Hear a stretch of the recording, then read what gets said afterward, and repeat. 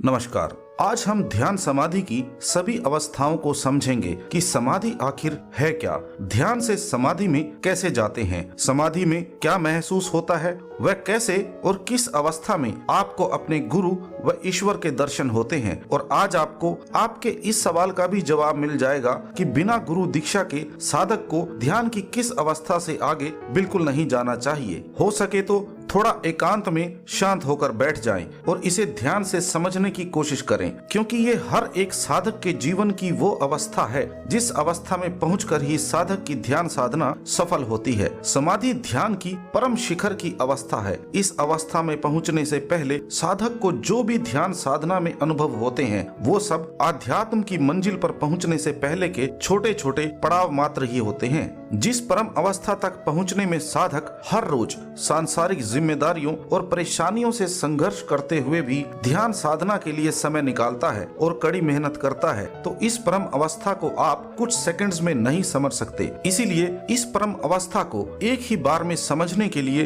पूरा वीडियो जरूर देखें, क्योंकि कोई भी साधक इसे समझे बगैर कभी भी परम अवस्था को प्राप्त नहीं कर सकता। ये मेरा खुद का अनुभव है। अगर समाधि को बिल्कुल सरल भाषा में समझा जाए तो समाधि का मतलब है जीते जी मृत्यु का अनुभव करना, क्योंकि इंसान के जीवन का सबसे बड़ा डर मृत्यु है और मृत्यु से भी डरावना ये विचार है कि मृत्यु के बाद आखिर क्या होता है। समाधि की अवस्था में आपको यही परम ज्ञान प्राप्त होता है जिसमें पहुंचकर साधक मृत्यु के डर और जीवन के सभी दुखों, परेशानियों, कष्टों से मुक्ति पा लेता है। इस अवस्था में पहुंचने से पहले आपने जो भी संतों महात्माओं द्वारा दिया गया अनमोल ज्ञान सुना होता है, आप खुद उसका इस अवस्था में अनुभव करते हैं। आप जिस भी विधि से ध्यान कर रहे हैं उसका परम लक्ष्य आपको इस अवस्था में पहुंचाना ही होता है, क्योंकि जीते जी ही आप जान सकते हैं कि आपकी ध्यान साधना का क्या फल आपको मिलने वाला है। अन्यथा मरने के बाद किसको क्या मिला कोई नहीं बता सकता।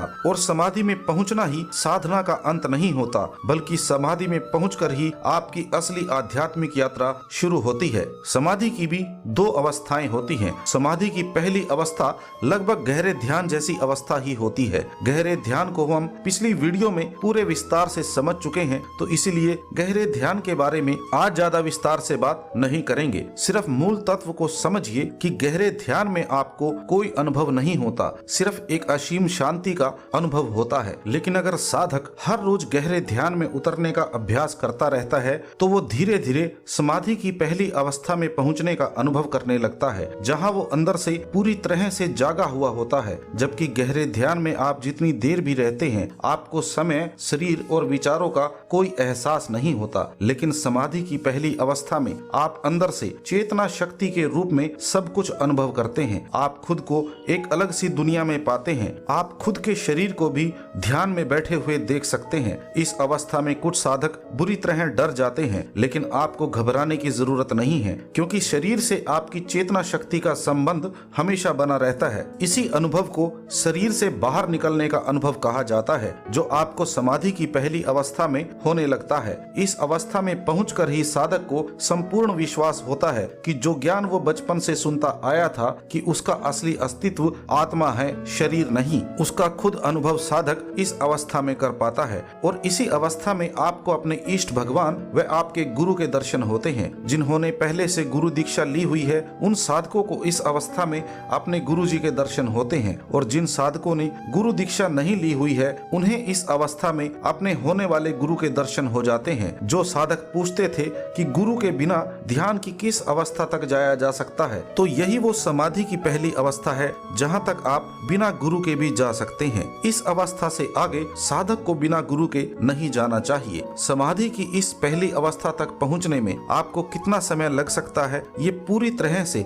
आपकी ध्यान साधना व आपके मन की अवस्था पर निर्भर करता है। समाधि की पहली अवस्था में लगातार अभ्यास करने से फिर आखिरकार ईश्वर की कृपा व गुरु की दया दृष्टि से वो दिन आ जाता है जहां आप संपूर्ण समाधि में उतरने के लिए तैयार हो जाते हैं। इस अवस्था में पहुंचने तक आपको दिव्य प्रकाश व अनहद नाद का सहारा होता है। आपके सभी अनुभव बड़े सुखदायी होते हैं। आप अनहद नाद की दिव्य धुनों का आनंद ले रहे होते हैं, लेकिन लगातार दिव्य प्रकाश व अनहद नाद के ऊपरी मंडलों के संपर्क में रहकर अभ्यास करने से अचानक ये दोनों दिव्य शक्तियाँ आपको अपनी ओर खींचने लगती हैं। आपको ऐसा महसूस होता है जैसे आप दिव्य प्रकाश और अनहद नाद के साथ कहीं बहे चले जा रहे हैं। लेकिन उस समय ध्यान की इतनी गहरी अवस्था में होने के बावजूद भी आपको ऐसा महसूस होता है जैसे आप मरने वाले हैं। आप किसी अंधेरी खाई में गिरते जा रहे हैं और साधक डर के मारे कांप उठता है। पूरा शरीर पसीने से लथपथ हो जाता है और साधक डर के मारे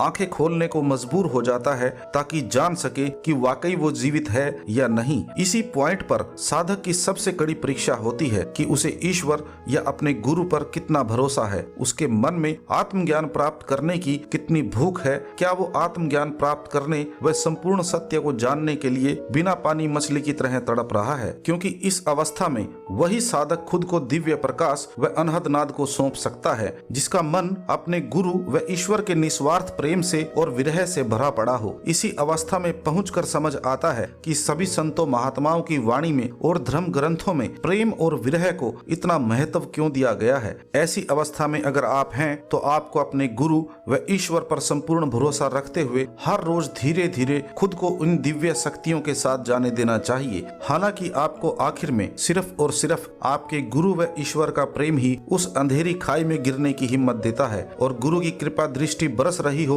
तो किसी दिन एक दिव्य आवाज सुनाई देती है कि आगे चलो, घबराओ मत, मैं तुम्हारे साथ हूँ। और साधक जन्मों जन्मों से जो अपने प्रीतम से बिछड़ा हुआ होता है, अपने गुरु व ईश्वर के प्रेम में वो आखिरी छलांग लगा देता है। जैसे एक पतंगा प्रकाश के प्यार में अपनी जान की बाजी लगा देता है और दूसरी तरफ पूरा ब्रह्मांड आपके स्वागत में खड़ा मिलता है और समाधि की उस अवस्था में भी आंसुओं की धारा फूट पड़ती है। जन्मों जन्मों से बिछड़ी हुई आत्मा अपने असली घर जाने का सफर शुरू करती है। इससे ज्यादा और नहीं बताया जा सकता। इस वीडियो को बनाने का लक्ष्य नए साधकों को समाधि की संपूर्ण जानकारी देना व जो साधक संपूर्ण समाधि में उतरने के लिए एकदम तैयार हैं, उन्हें बताने के लिए था कि सिर्फ आपके साथ ही ऐसा नहीं हो रहा है। जिसने भी उस प्रीतम प्यारे को पाया है उसे इस दौर से गुजरना ही पड़ता है। जो साधक अभी इन अवस्थाओं में नहीं है, आप हर रोज नित नियम से पूरे प्रेम से ध्यान करते रहें। मैं आपको इतना भरोसा दे सकता हूँ कि आपको समाधि की पहली अवस्था तक पहुँचने में